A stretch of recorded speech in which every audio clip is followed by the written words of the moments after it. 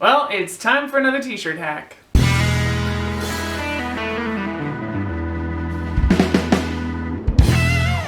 So here we are, it is summer. Here in Calgary, we are sort of oscillating between crazy thunderstorm, tornado watch kind of weather and hotter than Satan's armpit. However, I just got a new muggle job and the air conditioning at work is next level. So even though it's summer, I need some sleeves. So I was gifted this lovely cotton jersey from Minerva Crafts and I have quite a good amount of it. So I'm going to make a long jersey cardigan out of my t-shirt pattern. Okay, you remember the t-shirt pattern that we have done like so many hacks on already? I'm just gonna use that one again. Now, because this is something that is going to lay open on me, something that you might want to consider if you're using something like this that has a pattern or a print on it is it actually like woven or is it printed on? Because I'm going to do sort of a waterfall kind of opening at the front, and so you're going to see both sides of the fabric. So, I mean, it's a personal preference thing. I'm happy that this pattern is woven in these stripes rather than printed on, because I feel like, for me, I wouldn't want to have it hanging open and then have the inside of the fabric be really, really different from the outside. But that's just me. So this is the pattern that I have been going off of for all of my t-shirt hacks. You may remember that I did a full bust adjustment in this, and so because of that, my front t-shirt piece is a little bit longer than my back t-shirt piece. So if you haven't seen the video where I talked about that and you're wondering like these aren't gonna line up, why is that? Because I was doing a full bust adjustment and I didn't want any darts, I made it so that you have to ease in some of the fabric under the arm. So from the notch to the bottom of the pattern on both the front and back pattern pieces is the same length, but from the notch to the armpit is not the same length. It's longer on the front and then I stretch the back. Once the t-shirt's on and it's pulled over your body, that gets all pulled and you don't notice it at all. So if you're just seeing the pattern and you're thinking, it's a little weird, Stephanie, that is why. So these kind of cardigans, there's so many styles, there's so many ways that you can do it. I, however, even though I'm gonna wear it open, I want the option when I sit to cross it in front of me. Like if I'm chilly at work and I'm sitting at my desk, or if I'm at home on the couch watching TV, I want to be able to snuggle up in it. So I'm not going to have any closures, I'm not going to have any ties or anything, but I am going to add a little bit of extra width to the front, and I'm just going to do that by how I place my pattern on the fabric. As always, I've got my back pattern piece cutting on the fold like I normally would. My front pattern piece, however, I'm going to set back from the selvage edge.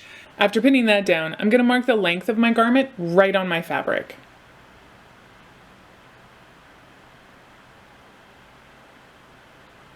Then I'm going to cut my pattern out, and I'm just going to cut from the selvage edge right to the edge of my shoulder on my pattern. And that's going to give me that waterfall collar.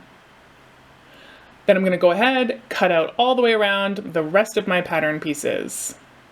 Then, of course, I'm going to cut out my sleeve pattern piece. There's nothing special going on here. Once all those are cut out, I basically just have to follow my regular instructions that came with my t-shirt pattern to assemble it. I'll follow my instructions, you follow your instructions. Different people have different ways of sewing a t-shirt. Okay, now we need to hem the arms and the bottom of the garment, and I'm going to use this stay tape for knit fabrics. Because this fabric is so thin, there's only one layer of it. I just want that little extra bit of stability before I hem it, just to make sure that my stitches aren't going to pop, it's not going to overstretch itself, and things will stay nice and tidy. So I'm going to go ahead and put that on the bottom. Okay, my stay tape is on, and now I can roll that hem up and stitch it down with a double needle. Now, if I were smart, I would have put this on the bottom of my sleeves before I sewed my sleeves up. It's not like it's a big deal to go back and put it on later, but smarter Stephanie, who wasn't dying of heat right now, would have thought to do it before she sewed this side of her sleeves up. That's not me today. Nope. Now, if this were a regular t-shirt that were closed in the front, I would have a neck binding. So what I'm gonna do is I'm going to bind it off almost like I would a quilt, because I've got that like corner for the waterfall front, right? I don't actually know how this is gonna turn out. We'll see. So what I'm going to do is I'm going to cut 3-inch strips of my fabric, and I am having to splice pieces together with what's left of my fabric. But that's fine, like I don't think it's gonna be overly noticeable. I was careful to pattern match, and so even though there's gonna be portions that are like a little bit thicker, I think visually it won't be super noticeable. The reason I'm going with this method rather than just like folding it under and doing a 2-needle top stitch, which is totally a way that you could go with this, is I sort of felt like if I'm gonna be wearing this over tank tops and over shirts and stuff like that, I'm going to need something to help it drape a little bit. It is lightweight jersey. I mean, it is drapey fabric, but it's also fabric that will like stick and cling to other cotton. And so I want something that's gonna add just a little bit of weight to sort of keep it hanging instead of, I don't know, looking weird and just like sticking to the shirt that I'm wearing under it. Here's the thing about the binding at the back though. I am still going to have a section of it that goes around the back of my neck since this is curving and I want it to lay down nicely.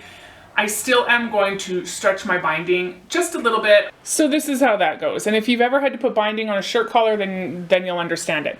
I've marked the center of my big long piece of binding with a clip. Now I'm going to grab my garment here and I have marked the center of the back of my garment with a clip, as well as on the sides of the neck where I'm going to stop stretching my binding. First thing I need to do is I need to measure the length of that opening on my garment.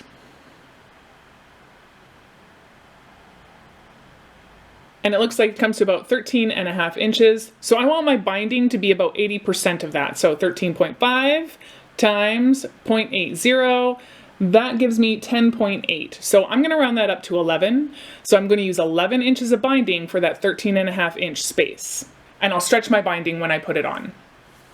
So I've marked my binding so that my center pin is in the middle of the 11 inches that I'm going to use. So both pieces here are marked with centers and with the end points as well. So I've got my garment laying right side up and I'm going to match all 3 of my markers. I'm going to lay my binding with raw edges together, and I'm going to start by securing my centers together, and then I'm going to do the same on my end markers. And then I'm going to stretch the band out so that it can line up with the garment, and as I'm stretching it, I am going to pin it together. All right, here we go. My whole center stretched out part of my neckband is all pinned on and ready to go, and I've pinned all the way along the whole top of the garment. I'm going to serge all along the top edge first, and then I'm going to come back and do the sides. Remember, I have this corner here, which is maybe going to be a little bit tricky. So I'm folding my band so that it goes around the corner of my waterfall collar. And from there, I'm going to pin the rest of my band. I'm pinning this because it's stretch fabric. If you're somebody who sews with wovens a lot and you just like hold it together and sew, that's awesome. But for me, putting banding on stretch, I like to pin every step of the way because it's so easy to put it through your machine and have one piece of fabric stretch and the other not stretch. And on the opening to this cardigan, I don't want anything to stretch or go weird on me in any way. All right, so this is serged on. Now the way that I'm gonna go about making this into a nice completed edge is I'm going to take this serged edge and I'm gonna fold it out towards the outside of the banding, and then I'm gonna wrap that banding around it and clip it into place. Once I have this clipped into place, I'm going to top stitch it with a double needle so that it can still accommodate the stretch. And before we finish, there are a couple of tricky little bits with this that I want to go over first. The first one is going to be that corner. The way that I maneuvered around this is just like I serged the top first and then did the sides, I rolled the banding over my whole top edge first and then top stitched it. And then I went back and rolled the banding over my sides and top stitched those. And when I rolled the banding over, I just did my very best to keep that corner lying flat so that I wasn't rolling it up or down or anything. And I just sort of fiddled with it until it sort of laid nice. And I find that using a pin to hold something like that in place is better, because then I can get it under the foot of my sewing machine and then pull my pin out. The other finicky bit, well, it's not super finicky, but I should mention it, is at the very bottom of the garment. So here is my hemmed edge at the bottom, and there's my serged edge with my banding. And I've left a little tail at the bottom here. Actually, that's like entirely too long, so I am going to trim it to like an inch-ish. I just need enough to fold, basically.